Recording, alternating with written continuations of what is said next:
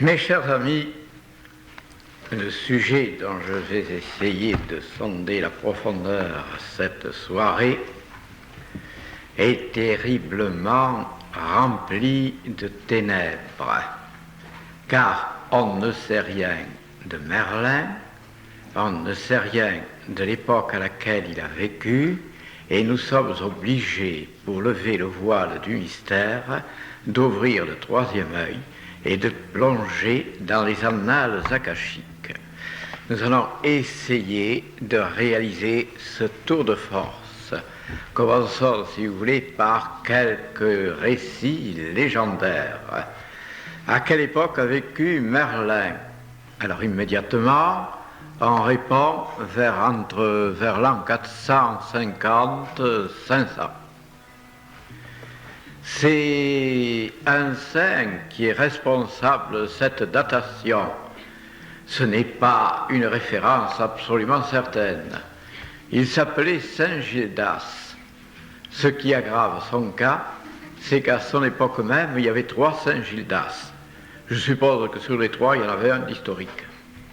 Et il est dit dans les écrits d'un de ces 3 Saint Gildas que Merlin a vécu à son époque, qu'il est son contemporain et qu'il raconte les merveilles de sa magie et de son génie. Bien que ce soit sous une plume catholique, il semble que le récit que l'on ait de Merlin soit plutôt élogieux. Mais il faut quand même l'interpréter.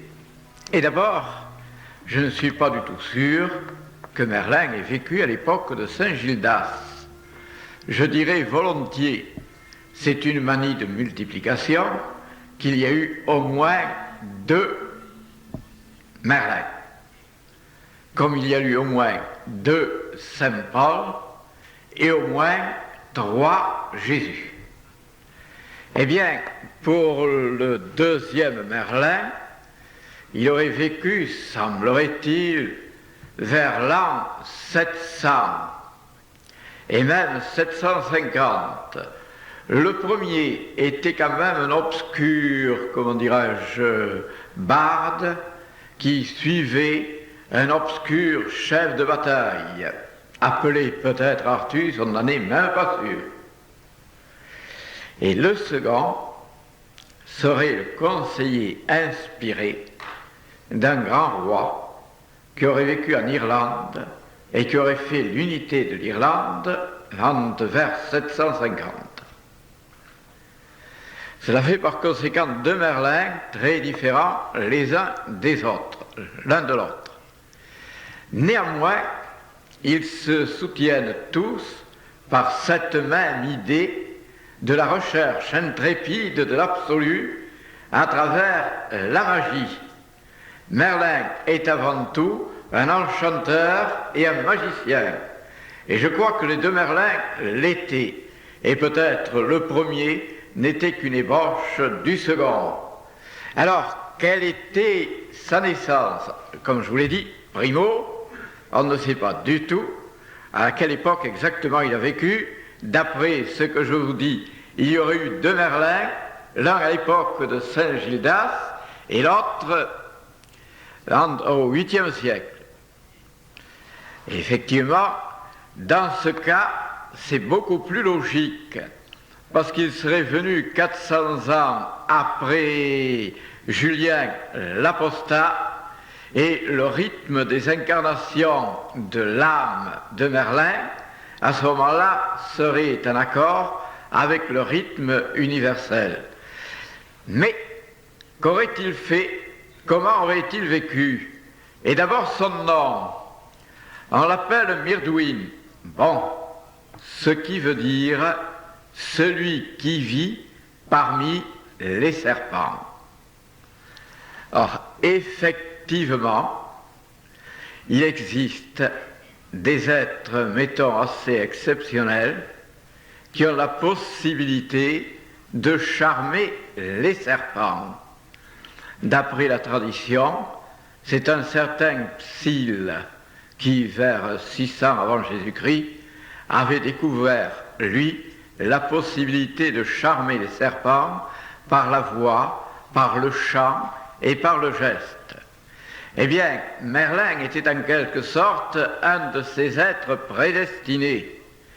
Il pouvait charmer les serpents et utiliser leur magnétisme.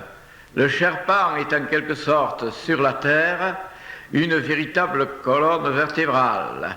C'est une épine dorsale en marche et qui est remplie d'un formidable mystère qui s'appelle la Kundalini. Les serpents sont en quelque sorte des êtres où la Kundalini circule sans aucune opposition. C'est ce qui fait leur charme et ce qui fait leur mystère. Voilà pourquoi à travers toutes les théologies, eh bien, le serpent est considéré comme l'animal dangereux par excellence et aussi l'animal de sagesse. C'est ainsi que chez les Égyptiens, le serpent représentait la sagesse.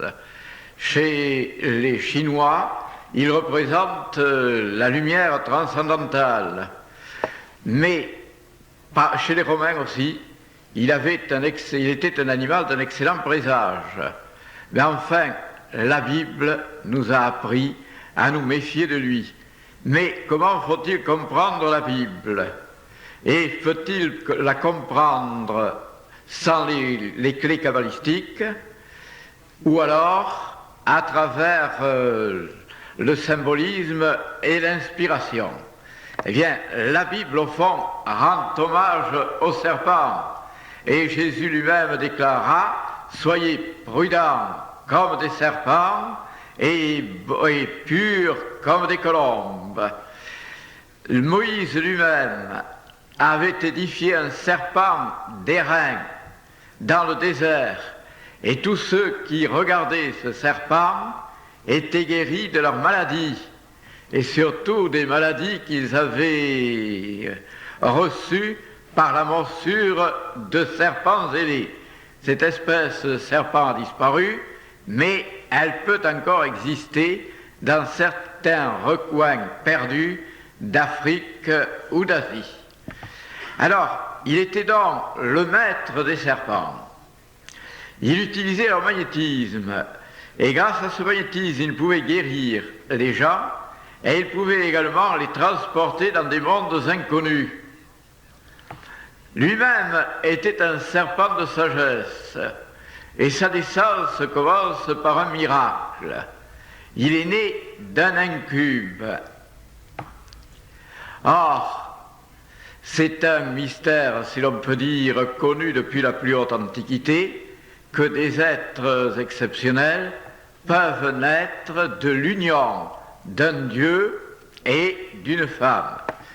L'abbé Montfaucon de Villars déclarait que c'était en quelque sorte assez fréquent et que César, Alexandre et Jésus-Christ étaient nés de cette manière. Pour un abbé, il est vrai qu'il était du XVIIIe siècle, il avait une singulière ouverture d'esprit. Eh bien, effectivement, avant, Romulus lui-même pouvait être né d'une étincelle qui était tombée par hasard, si l'on peut dire, sur une vierge. Zoroastre était né d'une femme fécondée par un rayon de soleil. Bouddha était né lui aussi miraculeusement et d'une sorte de lumière ailée qui avait pénétré sa mère jusqu'au fond du cœur. On peut dire que tous les maîtres ou tous les grands fondateurs de religion sont habituellement nés métaphoriquement ou réellement d'un être surhumain. Actuellement, on avait constaté, il existe au moins une femme qui est née miraculeusement. C'est une certaine Monique. Monica veut dire l'unique, qui est née en Angleterre, et on a pu vérifier qu'en effet, sa mère n'avait jamais eu de commerce réel avec un homme. Alors il semble que ce soit, le phénomène, sans être rare, est quand même exceptionnel. Mais il existe. Et comment cela est-il possible? Eh bien, il y a trois manières de l'expliquer. Ou bien c'est la manière de certaines écoles théosophiques.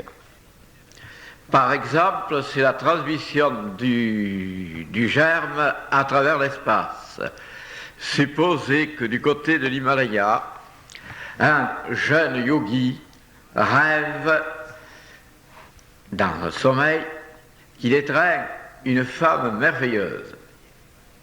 Et supposez que de l'autre côté du monde, en Iran par exemple, ou en Gaule, une femme rêve qu'elle épouse un dieu. Eh bien, il se peut très bien, en vertu d'un phénomène appelé le transport de la matière à travers la matière, que le germe donné, offert par le yogi, vienne pénétrer la jeune femme, qui était vierge et qui cesse de l'être. Par magie, dirons-nous. Maintenant, il y a une autre explication. Elle a d'ailleurs un rêve magnifique et elle goûte toutes les extases possibles. Il y a une autre explication. Elle est plus difficile à avaler, mais enfin, elle peut parfaitement se produire. C'est qu'un être invisible. Et il y a autour de nous une humanité invisible, celle que l'on appelle les aériens. Il y a, si vous voulez, trois espèces d'êtres humains. C'est ce qu'avait déclaré Blavatsky, mais elle n'avait jamais expliqué quels étaient ces êtres humains, ces humanités. Il y a trois humanités, en effet. Il y a l'humanité qui est sur la surface de la Terre. Il y a aussi une humanité qui vit dans les entrailles de la Terre, qui est composée d'elfes et de gnomes, et qui vit dans deux planétoïdes, lesquels tournent autour d'un soleil intérieur dans le centre du monde, du globe terrestre. Alors ça fait deux humanités, et quant à la troisième, elle existe aussi. Elle est exactement comme nous, sauf qu'elle n'a pas de corps physique. Elle a un corps éthérique, un corps astral, un corps mental, une âme immortelle, n'a pas de corps physique. Cela vienne, se mêlent à nous, et il arrive parfois qu'ils soient amoureux des femmes de la terre. Et à ce moment-là, elles sont obsédées par des présences invisibles et eux-mêmes peuvent les féconder, en matérialisant par la puissance de leur pensée et à travers leur corps éthérique un germe qui ensuite se développera et donnera naissance à un enfant exceptionnel. On peut dire que ces deux méthodes, si l'on peut dire, sont employées par les maîtres, par certains, pour envoyer sur Terre des messagers de l'absolu. Effectivement, ils naissent, j'allais presque dire, avec une intelligence prodigieuse. Tout de suite, ils ont la compréhension, dirais-je, immédiate, et de leur nature et du monde qui les environne. Dans certaines légendes, au contraire, ils sont laids et myopes. Mais on déclare que ces cambions, eh bien, ont quand même, dès leur naissance, une formidable intelligence. Eh bien, en réalité, c'est une déformation d'une vérité fondamentale. Donc, il était né ainsi. Et ce qui est extrêmement curieux, sa mère était une prêtresse, une druidesse, car il existait à cette époque-là encore des collèges de druides. Les druides n'étaient pas des sages parfaits, mais enfin, ils s'en rapprochaient. Et pour être druide, il fallait au moins 7 années d'initiation. à prendre des milliers de vers qui racontaient les exploits de Guillaume, d'Ocmios, de Bélissama.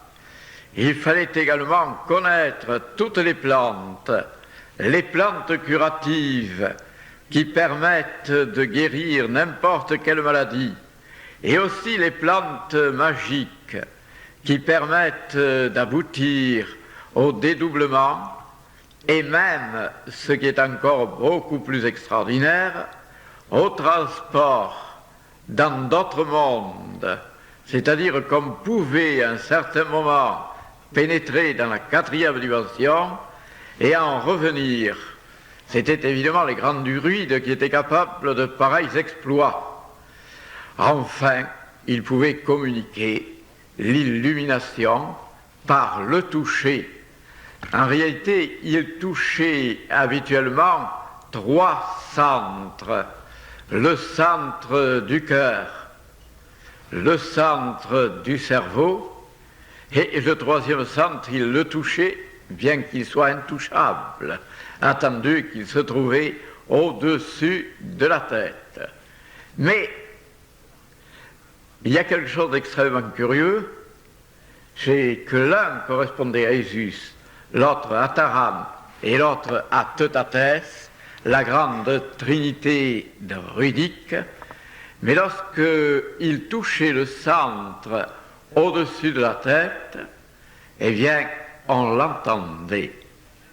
On l'entendait comme le choc du doigt contre une plaque vibrante d'or. C'est ce qui nous est arrivé lorsque nous avons reçu l'initiation de Siddhès Varananda, et il nous a touchés au-dessus de la tête et on a entendu comme un son qui était une vibration assez extraordinaire. Eh bien, les druides étaient capables de cela. Il avait évidemment vers la fin des faiblesses et l'institution druidique est tombée comme les autres.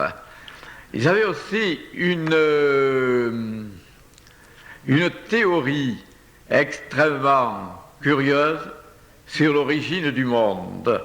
Le monde était né de 3 lettres ou de 3 colonnes. Une colonne d'or, une colonne de saphir et une colonne de rubis. Ces 3 colonnes vibraient dans le monde. L'or a donné naissance à la sagesse, le rubis à la beauté et le saphir à l'amour.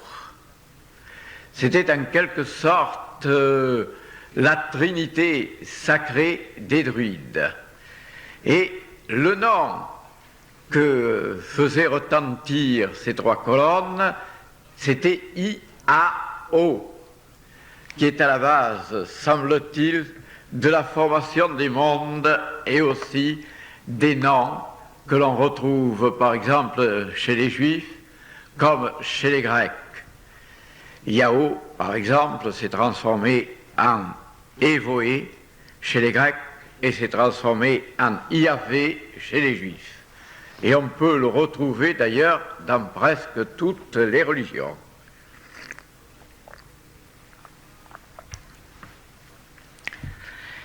Donc, Merlin était né d'une druidesse, et par miracle, qui était son père, qui était l'incube qui a possédé sa mère? Eh bien, naturellement, il y a 2 versions.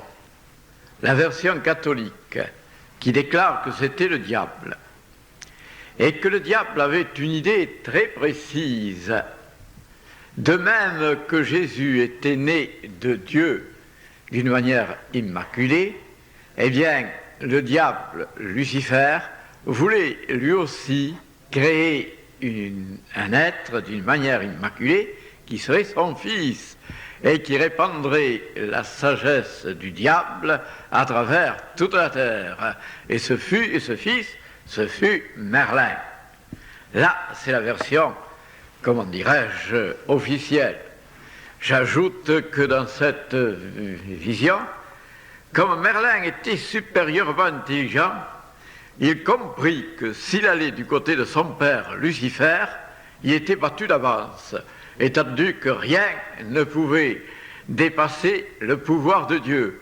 Par conséquent, il abandonna son père pour le Père divin, c'est-à-dire Dieu.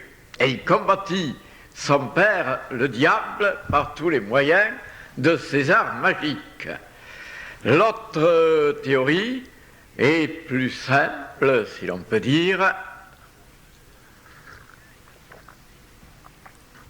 C'est le génie des forêts. Le génie des forêts celtiques, de ces immenses forêts que traversent tous les vents de l'esprit, et où méditaient les sages, qui a pris une forme et a donné naissance à Merlin. Son père étant le génie des forêts, il était normal qu'il ait la puissance de dominer tous les animaux des forêts, y compris les serpents, qui à cette époque-là étaient extraordinairement nombreux à travers la Gaule, qui le sont d'ailleurs encore, mais avec un peu moins de multiplicité. Alors, le voilà donc pourvu, si j'ose dire, d'un étrange état qui est le fils qui n'a pas de père. Le père étant assez mystérieux. Et la druidesse qu'il avait mis au monde risquait d'être tuée, attendu qu'elle avait rompu son vœu de chasteté. Les druides s'assemblèrent, et grâce à leur troisième œil, ils virent quel était le père transcendant de Merlin. Et naturellement, loin de condamner à mort leur mère, ils l'honorèrent comme une déesse. Et ces aventures commençaient à peine, si j'ose dire. Elles sont assez complexes, je résumerai. La première aventure fut l'histoire de la tour de Vortigène. Le roi Vortigène avait usurpé le royaume des Gaules, le royaume d'Irlande plus exactement, et il avait fait tuer son prédécesseur qui s'appelait Moine. Mais comme les peuples se soulevaient contre lui, qu'on déclarait qu'il n'aurait jamais dû tuer son suzerain, que c'était une infamie et une trahison, il eut l'idée de se faire bâtir une tour imprenable contre ses ennemis éventuels. Il fit donc bâtir une tour, mais au bout de la première semaine, la tour s'écroula. Il la refit bâtir. La deuxième semaine, elle s'écroula encore. Il recommença, il était entêté, et la troisième semaine, la tour tomba également.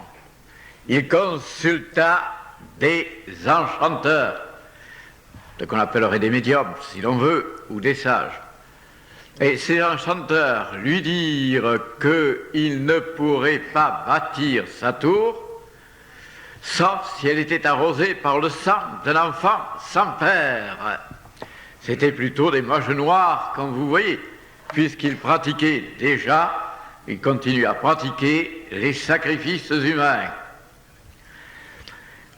Et on se mit à rechercher cet enfant sans père. Merlin était en train il était petit, il était très agité, il jouait avec ses camarades, et il se prit de querelle avec un de ses camarades, qui lui dit « Toi, tu n'as qu'à te taire, tu n'es qu'un enfant sans père. » Justement, les émissaires de Vortigène passaient par là, et ils l'entendirent. Alors ils interrogèrent l'enfant, qui leur dit « Mais oui, c'est moi Merlin, je suis le fils de ma mère, mais pas de mon père. Car mon père n'est pas un homme, c'est une divinité transcendante et invisible. Alors, on l'amène devant le roi. Vortigène, son nom change.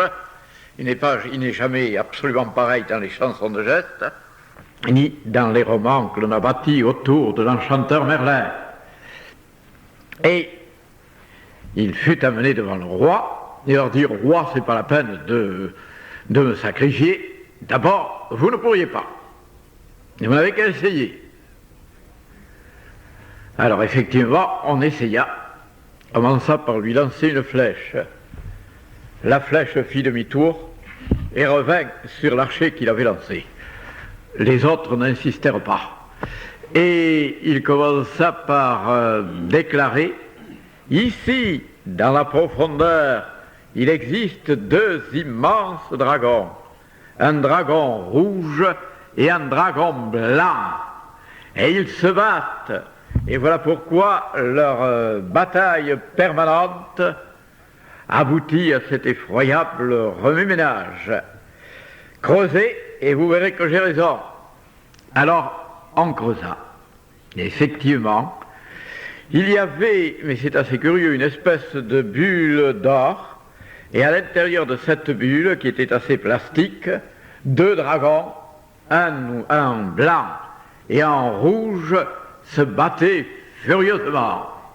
Tantôt c'était le blanc qui triomphait, tantôt c'était le rouge, mais c'était une bataille tumultueuse, orageuse, tempétueuse, et qui n'avait aucune fin.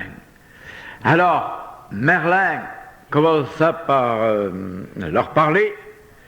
Il leur déclara, vous allez vous apaiser, car de toute manière, la victoire reviendra au dragon blanc. Le dragon rouge est absolument vaincu. Il le sera. Ou bien il se laisse égorger, ou bien il rentre en léthargie. Alors le dragon rouge préféra rentrer en léthargie, et la bataille fut terminée. Et Merlin répondit, c'est la grande prophétie que je proclame, les envahisseurs du Nord essaieront de vaincre le peuple prédestiné des Celtes, et ils seront vaincus définitivement. Il ajouta, jamais l'île d'Angleterre ne sera envahie, et c'est elle qui dominera les nations. Cette première prédiction a mis un certain temps à se réaliser, mais on peut dire qu'elle s'est réalisée. On a prétendu qu'elle ne s'était pas réalisée parce qu'on pensait qu'il s'agissait de Saxons. Mais il s'agissait surtout des envahisseurs germaniques, et en effet, ils ont essayé par 2 fois d'envahir l'île d'Angleterre, c'est-à-dire en 1914, ils n'y sont pas parvenus, et en 1939, ils n'y sont pas parvenus non plus. Et c'est l'île d'Angleterre qui a dominé, momentanément au moins, les nations. Alors c'était la première prédiction de Merlin.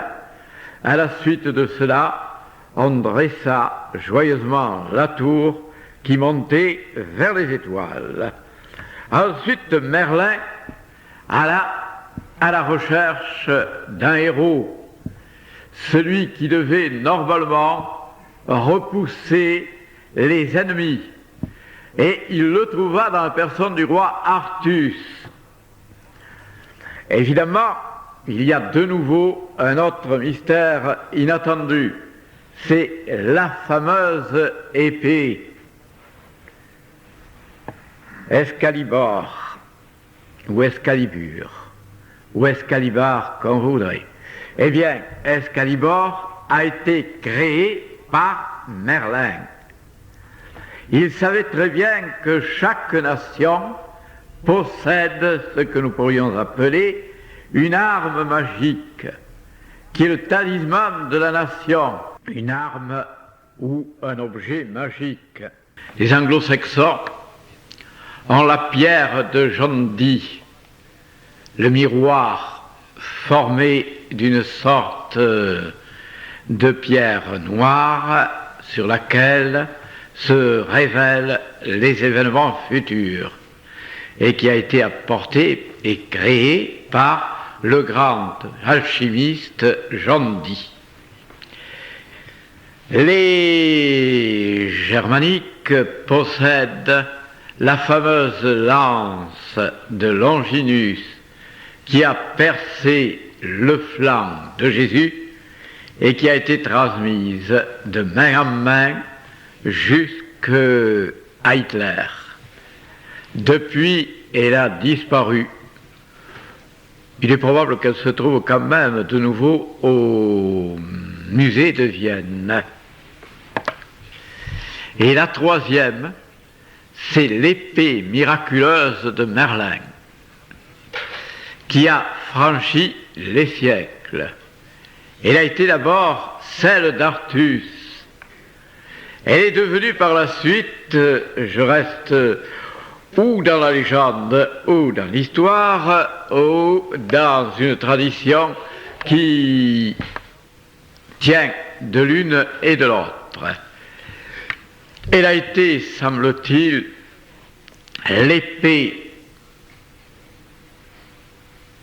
de Charlemagne, ensuite de Du Guesclin, enfin de Jeanne d'Arc, et pour terminer triomphalement, l'épée du général de Gaulle, qui lui a été remise un certain jour de juin par les maîtres de l'ordre polaire et qui lui a été fort utile comme talisman pour vaincre, encore une fois, l'envahisseur germanique. Vous voyez comme c'est extrêmement curieux. Cette épée, il est difficile de dire où elle se trouve.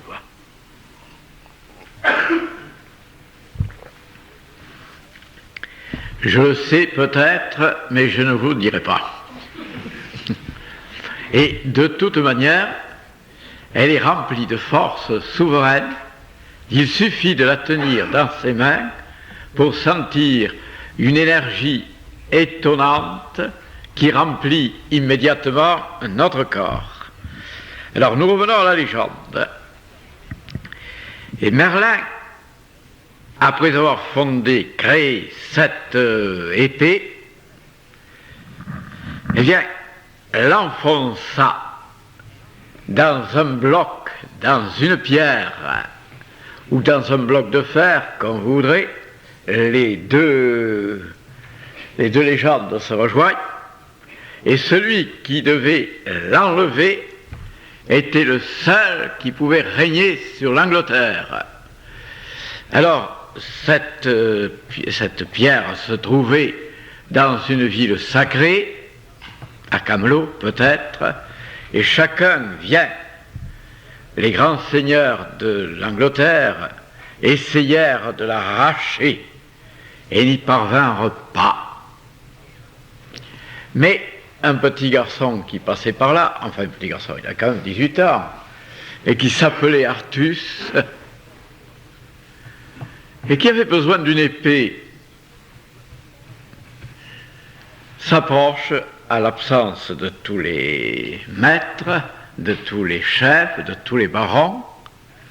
Il voit cette épée fichée dans un bloc d'acier, il la prend et la retire sans peine. Et lorsque plus tard il le dit, personne ne voulut le croire. Alors c'est alors que Merlin apparut, il dit « Mais vous devez croire cet enfant, tenez !» Il prend l'épée qui était dans la main du jeune Artus et l'enfonce sans effort, c'était quand même Merlin, à l'intérieur du bloc de fer. Et il dit ensuite au Seigneur, enlevez-la. Et voilà tous les êtres solides, robustes, habitués à la chasse aux ours et aux sangliers, qui sue sang et eau en tirant sur l'épée, qui refuse absolument de bouger. Et l'enfant, l'adolescent Artus arrive, prend l'épée et l'enlève avec facilité. Il a failli y avoir une guerre entre les seigneurs, ceux qui acceptaient Artus et ceux qui le refusaient. Finalement, on fut bien obligé de l'accepter. C'est à ce moment-là que les Saxons revinrent en force et à la tête de cette épée, à la tête de ces armées, et l'épée en main, Artus les repoussa victorieusement. Cet Artus a probablement existé, on a essayé de lui trouver d'abord un nom, un certain Artorius, général romain, qui aurait vécu vers l'an 500, aurait en effet repoussé violemment et victorieusement les Saxons. Est-ce lui? Mais je pense que c'est, comme je vous l'ai dit, un barde et un maître infiniment plus puissant. Alors voilà Artus, maître de la Grande-Bretagne. Et qu'arrivera-t-il? Eh bien, au milieu de tout cela, Merlin n'était pas complètement satisfait. Il fallait qu'il découvre une femme merveilleuse, capable de comprendre tous les génies de la science divine. Il y eut d'ailleurs une sorte de retour de Salomon.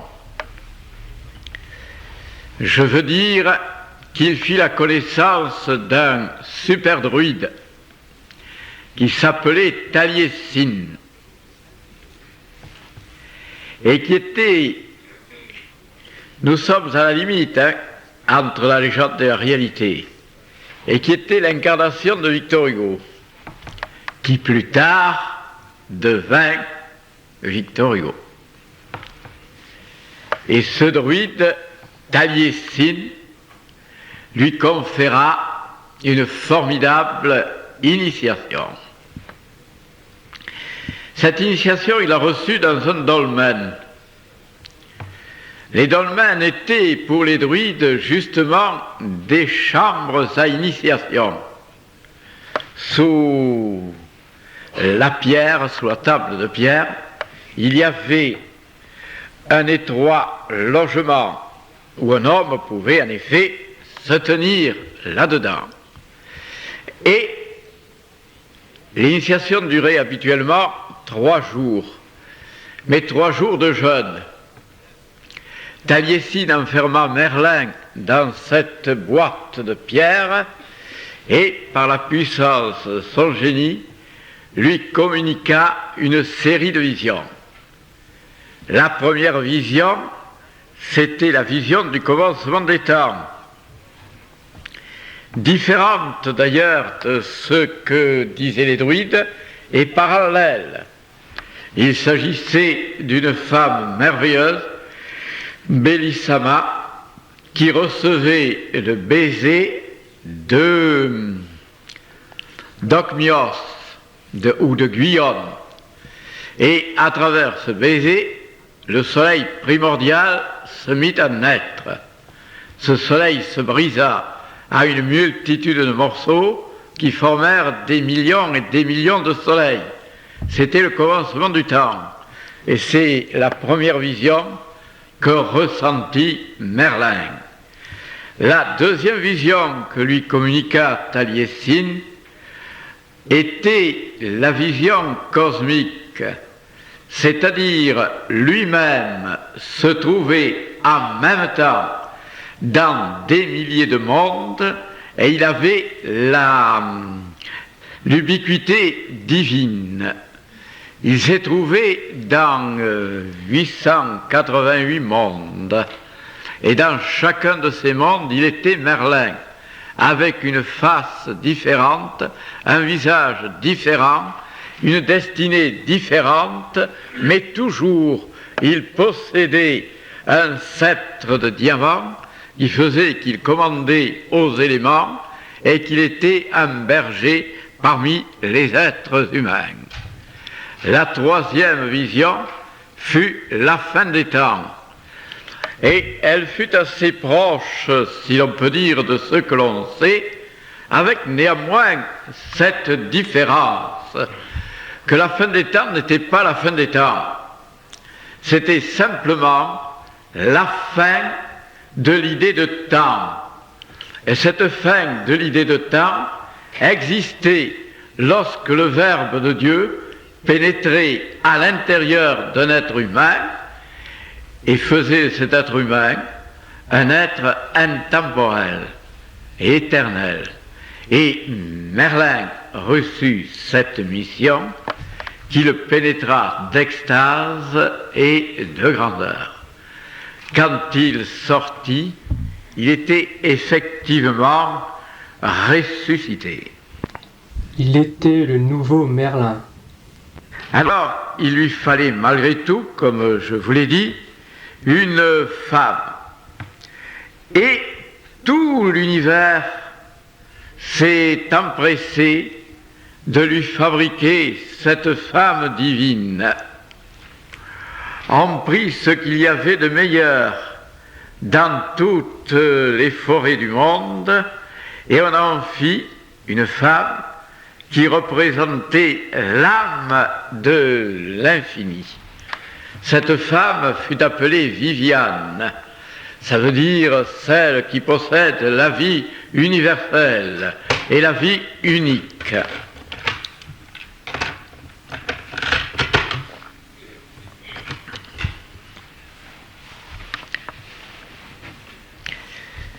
Les noces de Merlin et de Viviane furent absolument grandioses, car il se mit à créer par sa magie un extraordinaire palais d'or et de pierreries où tous les seigneurs invités pénétrèrent. Ils burent des liqueurs prodigieuses et mangèrent des mets exquis.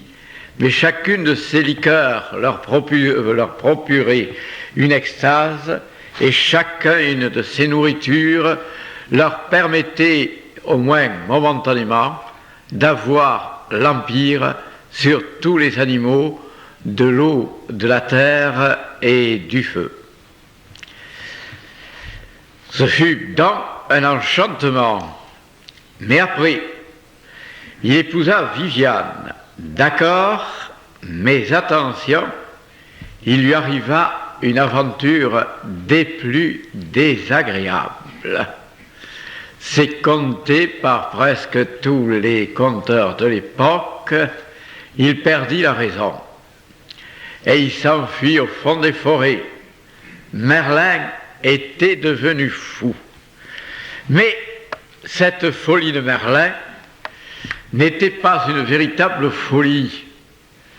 Il avait conquis le monde par la puissance de son génie et par contre-coup, le monde s'emparait de lui. Alors, il se souvint avec violence de toutes ses incarnations antérieures. Ce fut pour lui une révélation fabuleuse. Et il s'en souvint depuis le commencement des temps, alors qu'il était une merveille sans commencement ni fin, et qui remplissait l'espace de son rayonnement transcendant. Puis ensuite, il s'est incarné, et d'incarnation en incarnation, il a été un des maîtres de l'Atlantide, un des maîtres de Rome, un des maîtres de la Grèce, et enfin, il est devenu Merlin. Et tout ceci l'avait quand même un peu bouleversé, parce qu'il vivait en même temps sur tous les plans. On a vu qu'il avait 888 Merlin. Eh bien, les 888 Merlin tombèrent sur un seul. C'était un choc assez vertigineux, et il en perdit au moins momentanément la raison. Et c'est à ce moment-là qu'il se mit à proférer ses prophéties. Plus tard, elles furent mises par écrit et plus ou moins transformées. Mais elles sont en quelque sorte capables de vaincre les temps. Et on les retrouve par-ci, par-là. La suite du roman de Merlin fut qu'il abandonna le roi Artus, ou plutôt que le roi Artus l'abandonna, et que lui alla dans l'île d'Avalon. Je parle de Merlin pour trouver la science parfaite, car cette île qui se trouve à l'ouest du monde, c'est l'île où les vivants communiquent directement avec les morts et où on comprend le discours, le chant de tous les génies de la nature. Merlin alla se guérir de sa folie, qui était une folie divine, dans cette île et revint. Après,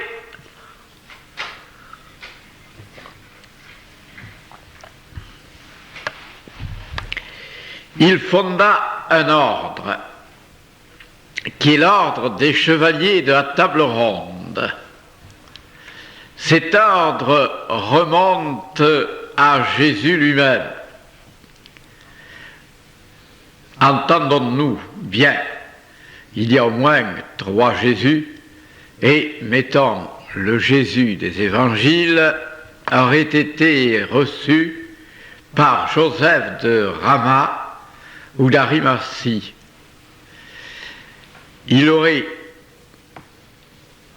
Qui d'ailleurs aurait pris son vase, le dernier vase qu'il avait lors de la scène.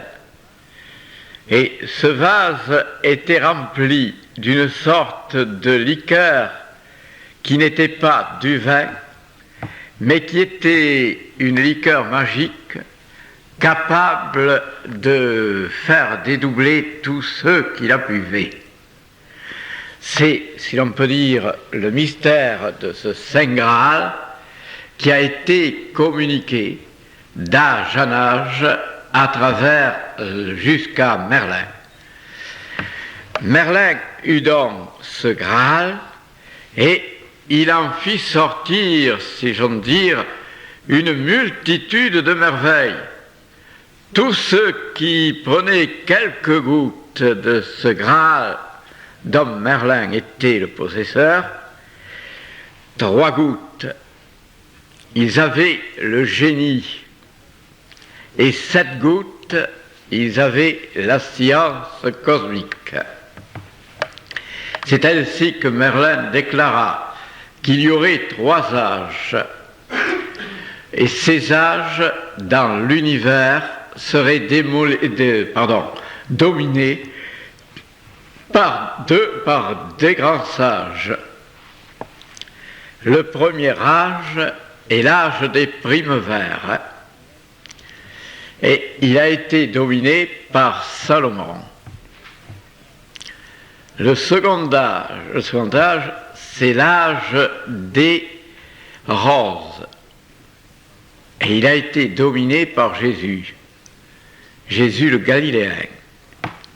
Et le 3e âge sera l'âge des lys, et il sera dominé par un être qui connaîtra le mystère du Graal et le mystère de Merlin, et qui répandra sur la terre la sagesse absolue.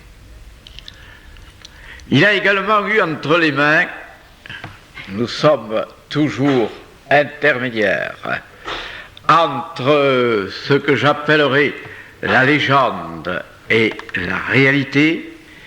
Il a également eu entre les mains un manuscrit unique appelé le Saraf. manuscrit fabuleux, car le Sara veut dire feu. C'est de là que tire le nom les séraphins, c'est-à-dire les esprits de feu. Ce Saraf donnait les méthodes pour la connaissance universelle et la puissance universelle. Merlin l'a eu dans les mains et il a su s'en servir. J'ajouterai d'une manière assez étrange que sur un plan banal, eh bien, il était capable de créer des diamants et de multiplier des pièces d'or. Il y a d'ailleurs un mot extrêmement curieux qui est kémarot et qui est donné parmi les alchimistes à une pièce d'or qui porte sur elle le signe de Salomon, c'est-à-dire les deux triangles entrelacés. Et c'est là qu'est né le mot Camelot, qui était la ville mystérieuse de Merlin et des chevaliers de la table ronde. Ces chevaliers de la table ronde devaient traverser une multitude d'initiations. Ils étaient, comme par hasard, 49. 49, c'est-à-dire 7 fois 7. Mais en réalité, ils étaient 50. Car, au milieu de leur assemblée, il y avait toujours un trône vide. Et c'est sur ce trône de vide que devait s'asseoir le mystérieux parmi les mystérieux, c'est-à-dire celui qui révélerait au monde la vérité du Saint Graal. Mais 50, nous dit Flavius Joseph, c'est le chiffre parfait, le nombre par excellence. Et d'après les kabbalistes, c'est les 50 portes que l'on doit ouvrir, les portes divines qui donnent la connaissance parfaite.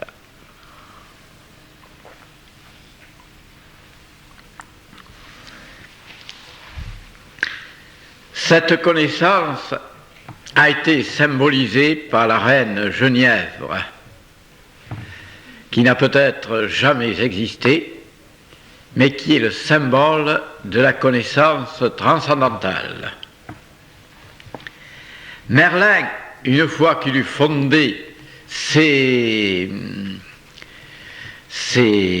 chevaliers à la table ronde, considéra que son rôle était terminé.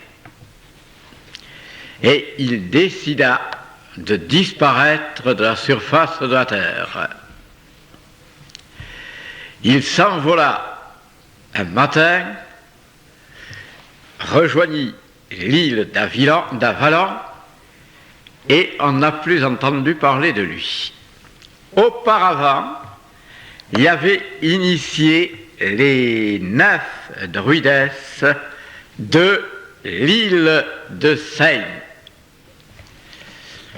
Son initiation était simple. Il les convoquait l'une après l'autre sous les rayons de la lune et contre un menhir.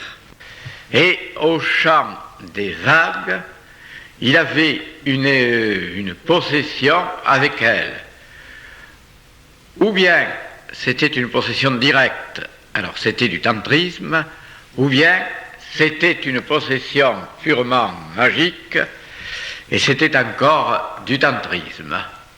Dans les deux cas, elle possédait le pouvoir de sortir de leur corps et de monter jusqu'à la lune.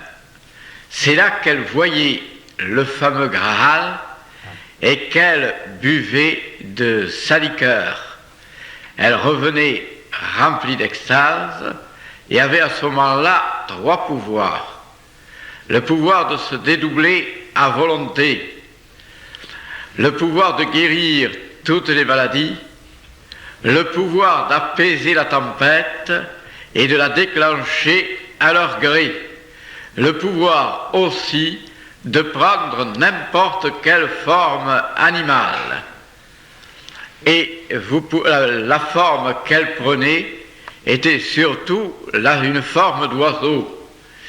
Et on voyait fréquemment Merlin environné de 9 aigles d'or qui étaient exactement l'âme des prêtresses initiées qui couronnaient de splendeur leur maître. Je vous ai dit que Merlin avait laissé quelques prédictions. Ces prédictions ont été recueillies et peut-être ont-elles été un peu déformées. Un certain philosophe appelé Adam de Lille a traduit et écrit ces prophéties en latin. On les a à chaque instant, comment dirais-je, fait cadrer avec des événements. Elles n'y cadrent pas toujours, mais parfois elles sont d'une précision fabuleuse. Il a ainsi prédit, vous allez voir comment c'est curieux son texte, l'arrivée d'un certain De Gaulle, comme après tout, était assez riche pour faire n'importe quelle trouvaille, il ne sait plus à écrire le nom de Gaulle comme il l'était, c'est-à-dire 2 majuscules E, G majuscule AU, 2 L E. Et vous allez voir ce qu'il dit à propos de Gaulle. Un mauvais dragon, 4 ans, devant le dragon de Babylone viennent. Bon, on peut dire que le mauvais dragon, c'est la Première Guerre mondiale. Et si on peut dire les puissances qui ont déclenché la Première Guerre mondiale.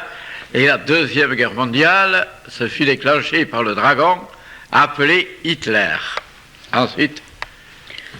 L'or se mettra avant De Gaulle, qui à celui temps sera maître, dessus tous les maîtres de Paris. C'est clair. De Gaulle qui sera maître sur tous les maîtres de Paris. Il ne faut pas oublier que ce texte date probablement de l'an 1000. Continue. Celui clair de Gaulle aura toute la science de clergie en lui, qui jamais aura été au siècle. Bon, il avait une incontestable science, puisque, comme je vous l'ai dit, il a été momentanément mandaté par l'ordre polaire, qui lui a donné la fameuse épée de Merlin. Continue. Mais il ne sera mis si parfaitement saine du sens séculier comme il sera de celle art de clergie, dont je vous dis que vous mettez en écrit qu'il parlera si parfaitement en contre celui que lui ne saura que répondre. Et en somme, quelle fut l'arme parfaite, si l'on peut dire, de Gaulle? Mais ce fut sa parole. C'est à travers ses discours qu'il a conquis, si l'on peut dire, et la France, et qu'il a eu une énorme importance dans l'univers. Voilà une première prophétie. Il en est d'autres, et notamment celle qui semble parler des 2 guerres mondiales. Si vous voulez, il y en a une encore auparavant, celle qui parle de l'Inquisition. Puis, Je veux que tu mettes en écrit que Anselmarche aura un si sage homme et si prud'homme de son corps et si fort que bien le pourrait l'en comparer à la force Samson Fortin. là, nous sommes dans le domaine de l'apparition des maîtres.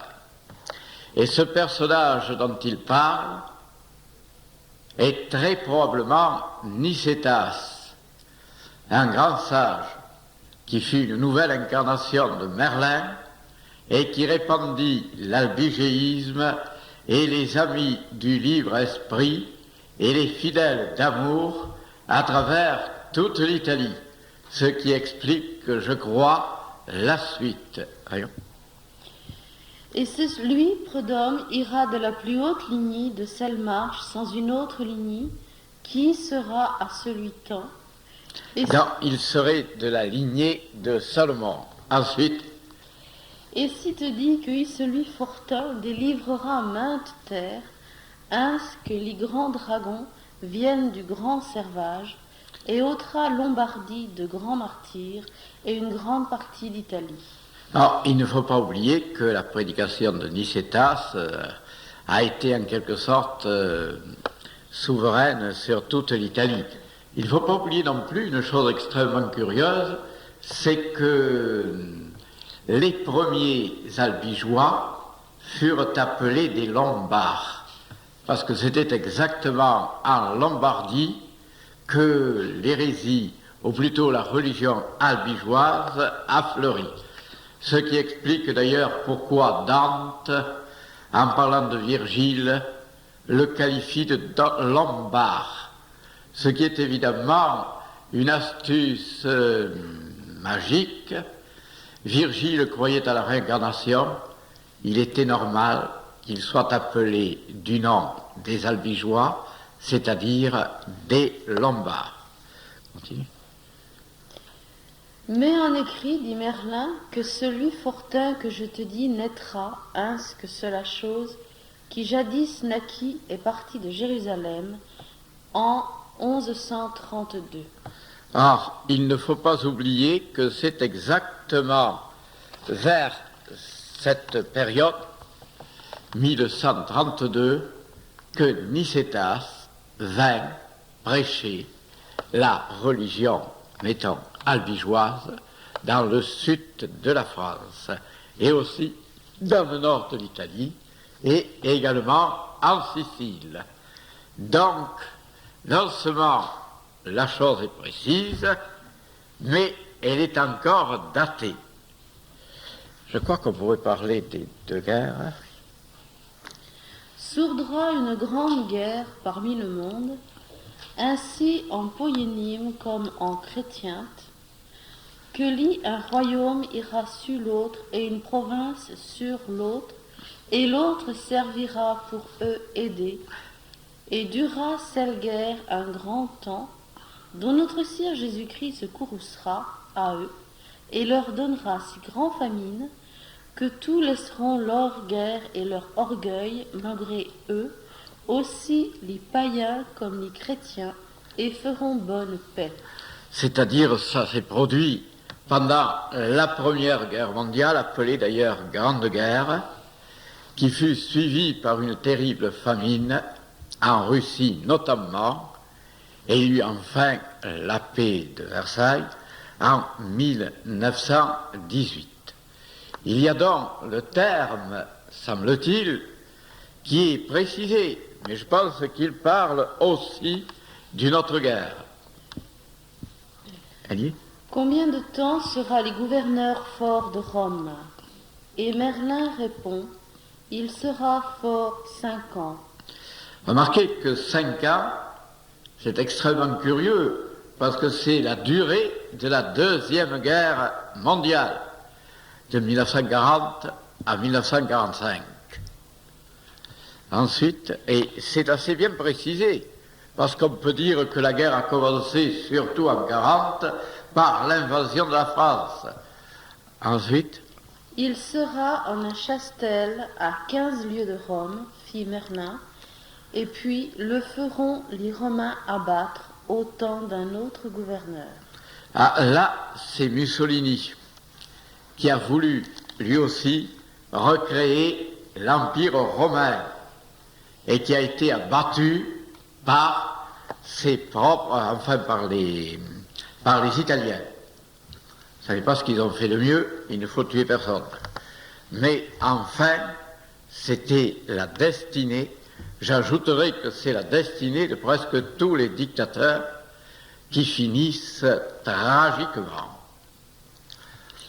Il affirme ensuite, à la suite des prophéties, il déclare qu'il y aura une femme d'une beauté extraordinaire, qui épousera un méditatif, un sage, le mot sage s'y trouve, et qu'ils mettront au monde un enfant prédestiné. Vous connaissez la légende du Saint Graal. Elle a été dite notamment par Otto Hahn. Et au moment où Montségur était assiégé par les armées, eh bien, la montagne s'ouvrit et Esclarmonde de Foix, sous forme d'une colombe portant le Graal à son bec, est allé le déposer dans l'Inde. Tout ceci est évidemment symbolique, où il se trouve encore, et dans une tour immense, en ivoire, gardée par une licorne. Et l'être prédestiné doit venir dans cette tour et ravir la vérité du Saint Graal qu'il apportera aux hommes.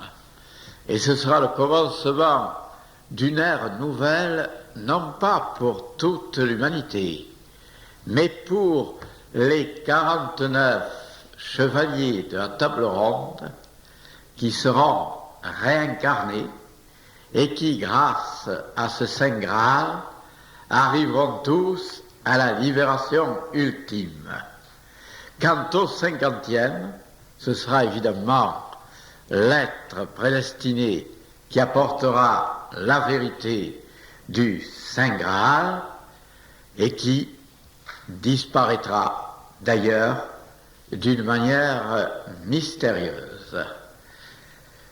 Merlin a laissé d'autres écrits qu'il sera difficile de retrouver, mais qui ne sont pas introuvables. Son nom véritable, semble-t-il, c'est Ambroise. Merlin étant simplement un nom qui était le nom magique et le nom initiatique. Ambroise, vous le retrouvez naturellement dans Hugo, qui déclare « Ambroise est un coursier dont le dogme est la bride ». Effectivement, un coursier, comme vous le voyez, c'est le symbole de tous les avatars. Et le dogme, c'est en effet le dogme christique, dont il s'est difficilement débarrassé. Mais en réalité, il a bien voulu unir les deux. Il a voulu unir la sagesse druidique et la sagesse secrète des chrétiens. Sa sagesse remonte aux Ophites. Les Ophites étaient les adorateurs de Jésus, mais ils considéraient qu'il avait la forme d'un serpent. Dans une certaine église du midi de la France, on trouve à l'intérieur une grande représentation du soleil. C'est la croix.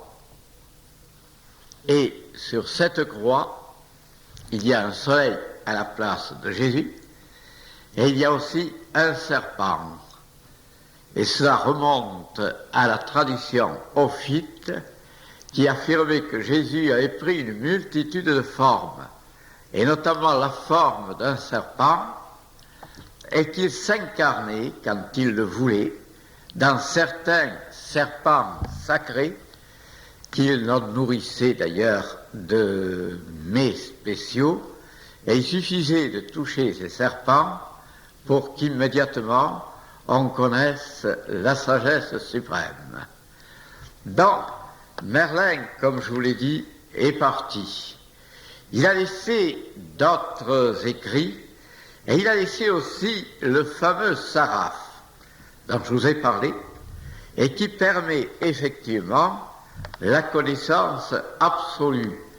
Ce saraf se retrouverait dans les gorges du Verdon, où il existe une multitude de livres qui remontent à la plus haute antiquité et où tous les secrets les plus mystiques de la terre sont en quelque sorte renfermés. On peut y aller en suivant d'ailleurs la méthode de Merlin. Cette méthode consiste à devenir un avec le serpent primordial en, comment dirais-je, en rêve, si vous voulez, ou en vision, prendre la forme d'un immense serpent ailé, être ce serpent lui-même, et traverser les portes de fer, car il y a toute une série de portes de fer qui empêchent l'accès à cette caverne ultra secrète. On traverse ces portes et à ce moment-là, on peut connaître n'importe quel secret qui remonte à l'origine des temps. J'ajoute que la connaissance des cycles historiques est également le fruit de Merlin. Lorsqu'il parle fréquemment de l'an 1200. Et c'est en année 1200 qu'il déclare ultra privilégié correspond en réalité au cycle de 1200 ans.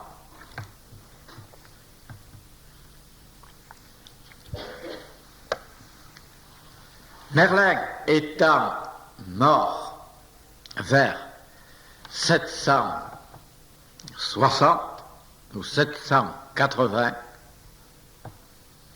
on arrive à 1980 pour que le nouveau Merlin puisse se manifester. Effectivement, si vous vous amusez, avant 1200, vous supprimez 1200 et nous avons Apollonius de Tyane, encore une incarnation merlinoise, si j'ose dire. Si vous voyez 1200 avant, là, c'est plus mystérieux, mais nous avons d'autres personnages, parmi lesquels Linus, qui était un grand poète et qui fut le reflet d'Akhenaton, lequel Akhenaton vivait vers 1350. Il a eu comme reflet, comme disciple, un certain Linus. Remarquez la ressemblance entre Linus et Merlin. Il n'y a pas, comment dirais-je, de méli-mélo, si j'ose dire, d'embrouillamini dans ce que je viens de vous dire, parce que toutes les âmes, tous les hommes possèdent plusieurs âmes. Et il arrive que ces âmes, comment dirais-je, s'entremêlent. Si vous préférez, chaque homme contient en lui, dans son corps physique, des molécules et des atomes ayant appartenu à des hommes antérieurs. Mais il contient aussi dans son corps astral des molécules ayant appartenu à d'autres corps astrales. Et il contient dans son corps mental inférieur des molécules ayant appartenu à d'autres mentales précédents. Ce qui fait que pour revoir notre véritable entité, notre véritable âme voyageant à travers les âges, il faut être capable de distinguer par le discernement spirituel la mémoire prodigieuse qui reste enfermée dans notre corps mentale supérieure des autres mémoires qui sont tout à fait illusoires. C'est ainsi qu'actuellement, trois êtres se disputent le plaisir d'être Cagliostro, alors qu'aucun des trois ne l'est réellement. Mais ils ont tous, comment dirais-je, des molécules. J'ajouterai que beaucoup de femmes se prennent pour Marie-Antoinette, tout simplement parce qu'elles ont des molécules, cette reine infortunée. Il y en a qui se prennent pour Jeanne d'Arc. Et effectivement, elles ont encore quelques molécules. Et maintenant, je vais terminer par, si j'ose dire, l'histoire du saraf que vous retrouverez et qui a une propriété magique, celle de grossir les diamants, celle de multiplier les pièces d'or et celle, ce qui est beaucoup plus important, quand on le met sur son cœur, de nous faire découvrir notre véritable identité et de nous faire savoir que nous sommes des êtres un, unis éternellement à l'être suprême et qu'en réalité, nous n'avons qu'une illusion permanente lorsque nous croyons exister dans le temps, dans l'espace et dans la causalité. Comment a disparu Merlin? Eh bien, il y a plusieurs définitions.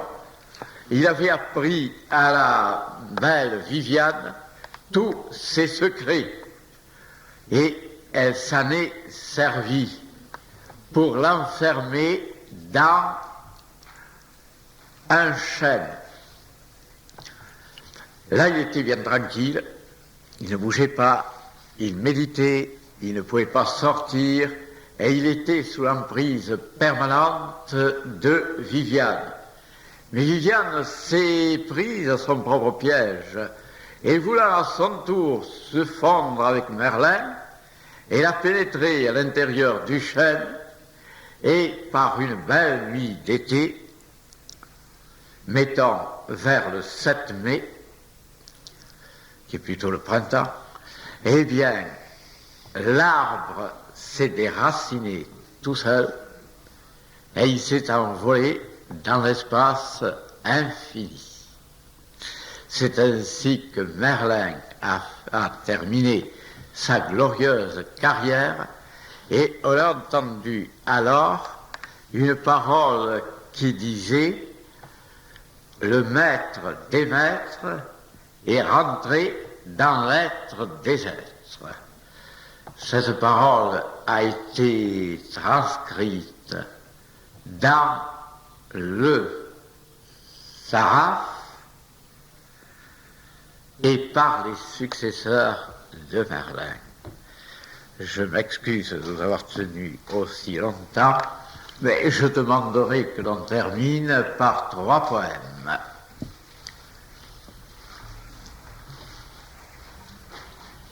J'ajouterai, allez, vas-y, après le premier, j'ajouterai quelque chose. Lui, je médite âprement, berger du genre humain, ainsi qu'un soleil d'or sur un étang de glace. La grande main de l'invisible a pris ma main.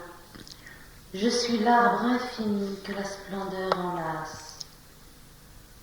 Malgré le vent de feu qui brûle un noir chemin, tiare d'un secret sublime, je me place parmi les immortels au regard surhumain. Quand leur voix retentit, l'univers se déplace. La lumière a rempli toutes mes molécules. Les fléaux ne sont plus que des nains ridicules, et les oiseaux du lac Stymphale ont peur de moi. Salomon dans ma tête, Isis dans ma poitrine, s'épousent pour forger l'éternel androgyne. Les visages du gouffre ont reconnu leur roi. Bravo. C'est terminé. Vous voulez dire quelque chose? Donc, Sylvain me posait des questions, tu vois. Alors, je vais quand même terminer par... je vous avais dit qu'il y avait quelque chose de particulier. C'est que Merlin, grâce à ses connaissances, était capable de mouvoir les pierres. Et que Karnak en est le résultat. Ces pierres gigantesques existaient dans la Grande-Bretagne. Merlin, grâce à la puissance de sa lyre, les a mises en mouvement. Et ce fut un spectacle prodigieux de voir le maître, avec sa lyre, marcher devant, suivi par une armée de géants de pierre. Les pierres titubantes, animées d'une vie prodigieuse, le suivaient comme des géants hypnotisés. Il descendit dans la mer. Il avait trouvé le moyen d'ailleurs de respirer aussi bien dans l'eau, dans la terre, dans les airs et dans le feu. Et les pierres le suivirent docilement, comme des géants ivres, et elles plongèrent derrière lui, dans le clair obscur verdâtre des eaux, traversèrent la Manche, remontèrent de l'autre côté, et arrivèrent en Bretagne, où Merlin s'installa et prononça le chant de l'immobilité sereine. Toutes les pierres se formèrent en cercle autour de lui, et ce fut le fameux entourage de Karnak. Il avait déjà fait quelque chose de pareil avec Stonehenge, mais là, je ne garantis rien. De toute manière, il a également créé, dans un certain sens, les Carnutes avec le maître Car, dont il était peut-être la dernière incarnation celtique. Bon, je vous remercie de votre attention, et si vous avez quelques questions à me poser, pas plus de 3, car il se fait tard, je suis prêt à vous répondre. Tu dis que Merlin a initié 9 prêtresses de l'île de Saint. Oui. Est-ce qu'il a initié des hommes aussi? Oui. Est-ce qu'il a Il a initié les 49 chevaliers de la table ronde. Est-ce qu'il a donné à ces hommes des initiations tantriques? Non. Il leur a simplement donné une initiation, mettons, fondamentale, l'initiation du feu. Il a fait descendre sur eux le feu de l'esprit. Et je pense que parmi ces 49 hommes, il doit y en avoir quelques-uns qui ont, grâce à lui, atteint à l'illumination. Une autre question? Si Merlin a donné des initiations tantriques à des prêtresses, Oui. est-ce qu'on doit supposer que pour avoir une initiation tantrique, en tant qu'homme, il faut que le maître soit une femme? Oui, Ok. c'est tout à fait cela. Est-ce que tu peux donner des initiations tantriques alors à des hommes? Non. Est-ce que je peux donner des initiations tantriques aux hommes? Ouais. Non. Ok. Mais une femme peut le faire. Et en ce moment, est-ce qu'il y a des femmes qui sont susceptibles de donner des initiations? Il y en a sans doute 3 ou 4 dans le monde. Vous n'avez qu'à les... Tu n'as qu'à essayer de les trouver. Il y en a. Une indication pour ça. Ça fait déjà 4 questions, hein. Je ne sais pas du tout si elles peuvent, si elles les donnent, mais elles peuvent le donner. Et il y en a 3, et je ne vous en parlerai qu'une seule. Nous entrons dans le domaine de la légende et aussi de la vérité. Elle s'appelle Josépha, comtesse de Cagliostro. Et si jamais tu arrives à la rencontrer, elle pourra peut-être, à travers tes retentissements karmiques, te donner une initiation tantrique. Enfin, il y en a d'autres qui le sont, mais qui ne le sont pas.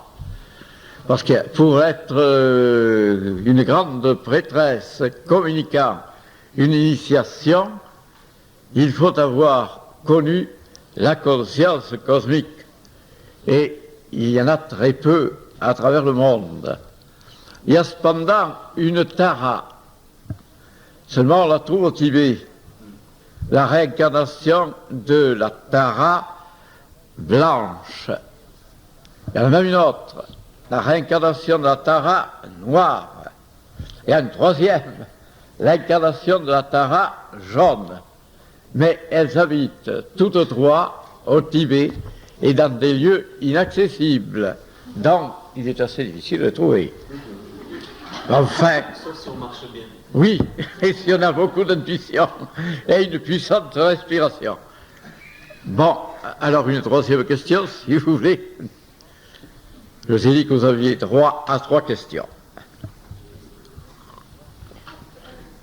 Pourquoi a-t-il amené toutes ces pierres en Bretagne? Pardon? Pourquoi a-t-il amené toutes les pierres en Bretagne, à Karnak? Ah, à cause des moines.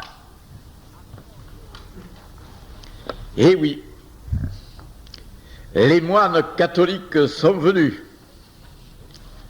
avec un désir de destruction des forêts. Et ils ont détruit le plus de forêts qu'ils ont pu pour les remplacer par des champs que l'on pouvait cultiver, qui étaient utiles et qui donnaient beaucoup de richesses. Ce qui fait que les génies des forêts avaient fini par partir et s'étaient réfugiés essentiellement dans les pierres. Et il a amené ces pierres à la forêt de Brocéliande, justement. Enfin, aux environs, et c'est là qu'elles se trouvent encore. Quant à lui, et c'est à Karnak, quant à lui, il a en quelque sorte, je vous l'ai dit, il est invisible, il est passé où il a voulu, et surtout dans l'île d'Avalon. Mais il y avait probablement quelque chose de lui qui subsistait dans l'ancien tombeau de Merlin, qui se trouve dans la forêt, toujours la même, et que certains ont fait sauter, parce qu'un abruti, possesseur malheureusement du champ où se trouvait le tombeau de Merlin, avait cru que ce tombeau abritait des trésors physiques. Il a donc fait sauter le tombeau et il n'y avait rien, naturellement.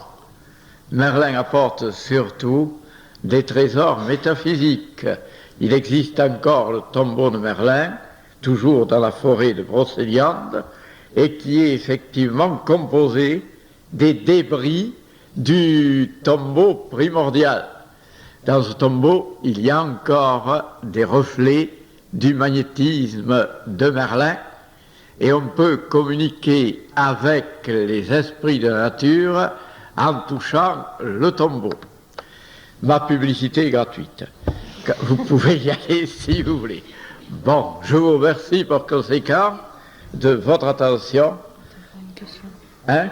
Une question. Encore une question, d'accord? Qui était Morgane? Ah, qu'est devenu Morgane? Qui était-ce? À qui était Morgane?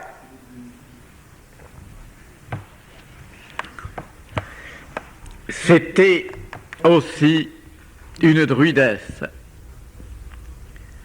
qui communiquait avec les fées de la forêt, mais et qui s'est servi de sa puissance magnétique pour capter, dominer et en quelque sorte ruiner le magnétisme des êtres humains.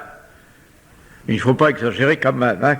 Mais elle donnait des initiations tantriques et elle s'emparait du magnétisme de son partenaire pour enrichir sa propre substance et pour aboutir, elle, à dominer l'univers. C'était son but secret. Ma foi, tout le monde a un but, mais comme elle avait développé une puissance de volonté exceptionnelle, elle a fini par mettre sa puissance dans une incarnation ultérieure au service du bien. Et j'ajoute qu'elle s'est réincarnée dans la jeune Esclarmonde. Il y a deux Esclarmondes, Esclarmonde d'Allion et Esclarmonde de Foix. Elle s'est réincarnée dans la jeune Esclarmonde d'Allion. On peut s'arrêter? Bon, je vous remercie. Merci. Au revoir et à bientôt.